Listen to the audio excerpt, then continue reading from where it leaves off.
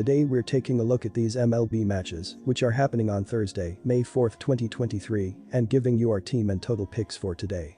Welcome back to High Stakes. Before we dive into our video, don't forget to subscribe and to push the notification bell so you don't miss any of our videos. Also check out our Patreon if you want access to our premium picks.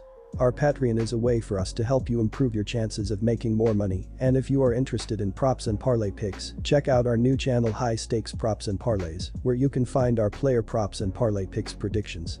You will find the link to our Patreon and to our new channel in the description and comments section below. Minnesota Twins vs Chicago White Sox. Pablo Lopez will be the starter for the final game of the series between these two teams. His start to the season was a massive success, but recently his ERA has risen up to his career average. Currently, Lopez has a 4.00 ERA compared to his career total of 3.94. His whip is slightly better than his career average with a 1.11 compared to a 1.18, and he has 46 strikeouts in only 36 innings pitched on the year. His most recent outing resulted in him giving up 6 runs in 6 innings against the Royals. Kyle Farmer is the biggest name on the positional players on the injured list, but 4 starters are also injured for the Twins, including Kenta Maeda. Lucas Giolito gets the nod to start in tomorrow's contest. Giolito is hoping to get back into prime form after posting a 4.90 ERA last year. So far on the year he has a 4.15 ERA and a 1.18 whip, both slightly lower than his career averages. His last start showed serious signs of improvement, going 6.2 innings and only giving up 2 runs against the Rays. Yoan Moncada and Romy Gonzalez are the only positional players out of the 7 total players on the injured list. Joe Kelly and 2022 All-Star Liam Hendriks is also listed on the injury report among the 4 relief pitchers. Hendriks has everyone's support as he goes through his fight through cancer. While Chicago is on a bit of a winning streak as of late, I still have faith the Twins can take at least 1 game from Chicago. The White Sox have yet to win 10 games on the season, and Minnesota has done better than .500 in their last 10 games. With Moncada out along with several of their relief pitchers, I expect Minnesota to take advantage. While both teams have scored nearly the same number of runs on the year, the discrepancy in runs surrendered is large. Chicago has given up 185 runs, while Minnesota has given up only 111. If Minnesota can put more balls in play and turn in more hits than they did in the previous game, they should be able to comfortably win. Both starting pitchers have struggled at points this season, with Pablo Lopez having a subpar performance in his last outing and Giolito carrying an ERA above 4.00 this season. I have faith that both offenses will shine, especially after a 3-2 performance in the opening game of the series. It's not often that the bottom 6 hitters for Minnesota will fail to get a hit, so I expect more offense out of them. Also, the White Sox have hit the over in 9 of their last 13 games at home versus a right-hander. While Moncada is on the injured list, other players will step up such as Jimenez, who came off of the injury list recently.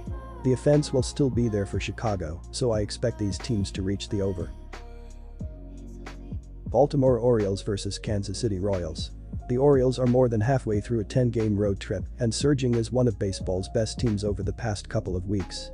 Baltimore took the first game of their series from Kansas City on Tuesday, behind a big performance from first baseman Ryan Mountcastle, but the Orioles' high-powered offense was shut out for the first time this season on Wednesday night in a 6-0 loss.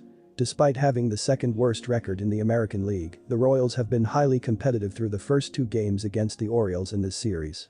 Kansas City's offense woke up on Tuesday despite an 11-7 loss, but the Royals followed it up with an impressive 6-0 victory on Wednesday to even the series. A couple of days ago when I began my research, I actually liked Kansas City to keep the game close against the Orioles' rookie pitcher, or possibly even steal a win.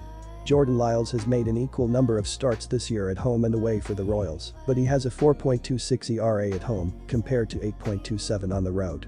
Kansas City's offense is also beginning to finally show signs of life, averaging 5.2 runs per game over their last 4 contests. But my mindset changed late Tuesday night after Perez left the game with a finger contusion. Perez had been red hot over the past week, batting .500 with 3 home runs and 7 RBI to essentially single-handedly carry Kansas City's lumping offense. Fortunately for Perez, his X-rays came back negative, but his recent production may not continue if he's got a bruise and/or is out of the lineup on Thursday.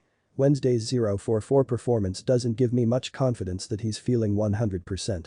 Without his production, I can't envision the Royals keeping up with Baltimore's powerful and balanced lineup 2 days in a row. Before Wednesday, the Orioles have been almost unstoppable for the past 2 weeks. Let's keep it going against a team that's 2-13 at home. Baltimore -1.5 runs. To me, any hope at the over went out the window with Perez's finger contusion and hitless performance on Wednesday. Kansas City's 28th ranked scoring offense definitely hadn't been out hitting opponents even with him healthy. I think this over-under total is set a bit too high and is reflective of how poorly Lyles has performed in his road starts, not just his home starts, which have been much better. I recognize that Baltimore is going to score runs, as the over has already hit in 17 of their 29 games this season. But Thursday is getaway day for the Orioles following a Wednesday's night contest, and I think we'll see a quicker, lower-scoring game than expected. Baltimore 5, Kansas City 3. Give me the under 9.5 runs. Milwaukee Brewers vs Colorado Rockies. Connor Seabold has been off to a good start this season when diving into his 2023 baseball saving page, as he is in the 85th percentile in walk percentage, 70th percentile in average exit velocity, 63rd percentile in barrel percentage, and 56th percentile in ZERA. Seabold has a 4-pitch arsenal: fastball, slider, changeup, curveball, and his slider has been doing well as hitters have a .167 batting average and a .333 slugging percentage so far. He has never faced a Brew Crew in his young career, so it will be interesting to see how he pitches here. Wade Mealy has been doing an incredible job this season, while Connor Seabold has not been built up as a starting pitcher to the point to expect him to be out there for a starting pitcher workload. The Brew Crew have been the better offensive team as well as they are going to be able to place the ball from foul line to foul line, while the Rockies are going to struggle hitting as a team. All in all, go with the Milwaukee Brewers to win on the road in this game. Looking at the pitching staff throughout the season thus far, Milwaukee is third in baseball with a 3.41 team ERA, while Colorado is 27th in the majors with a 5.25 team ERA. Both defenses are not allowing many stolen bases, as the Brewers are third with a 65 stolen base percentage against them, while the Rockies are slightly ahead of them at second, with a 61.5 stolen base percentage against them. The under is 3-1-1 in their previous 5 games against one another, so go with under 12.5 runs in this game. Seattle Mariners vs Oakland Athletics. The Athletics have already suffered through 3 losing streaks of 5 or more games over their first 30 games of the season. They are 1-3 on their current homestand and 3-13 overall in Oakland in their first 16 home tilts. Only the possum in the press box is enjoying this season in the Bay Area. The team is hitting .225 overall, a whole 10 points higher than the Mariners, though still the 4th worst average in the majors. Esteury Ruiz picked up a double in Tuesday's pitcher's duel. He has hit safely in 4 straight games and 5 of 6.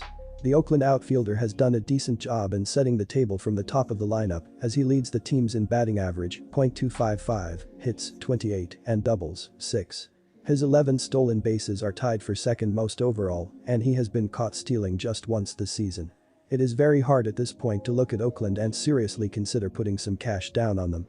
They have won a total of 6 games on the season, that is 4 less than any other team in the game, and they have yet to put together 2 wins in a row. Over their last 10 games at home, they are 1-9, with 5 of the losses coming by 2 or more runs. They've recently had a couple of 1-run losses, so they should be due to be blown out here. I like Seattle's lineup to wake up in this finale, and with it being only the second big league start for Rucinski since 2018, he is ripe to be picked off here. The run line currently has both sides at -110. Oakland is 0-4 in their last 4 games against AL West opponents heading into Wednesday. They are also 1-9 in their last 10 Thursday games. I like the Mariners on the run here. In the series opener, the teams combined for 3 runs and 6 hits in an unexpected pitcher's duel. These are 2 of the bottom 4 offenses in baseball, and to rely on runs here would be asking a lot of these 2 lineups. In their 5 games prior to Wednesday, Seattle had 4 in which the total was 5 or less runs. They themselves were shut out twice and scored 2 runs twice. Oakland had 2 of 3 games total 5 or less prior to Wednesday. These 2 have been shut out a combined 7 times this season, and between them have scored just 2 or less on 20 occasions. The under is 5-2 in the last 7 meetings between these teams, per covers.com. Take the under.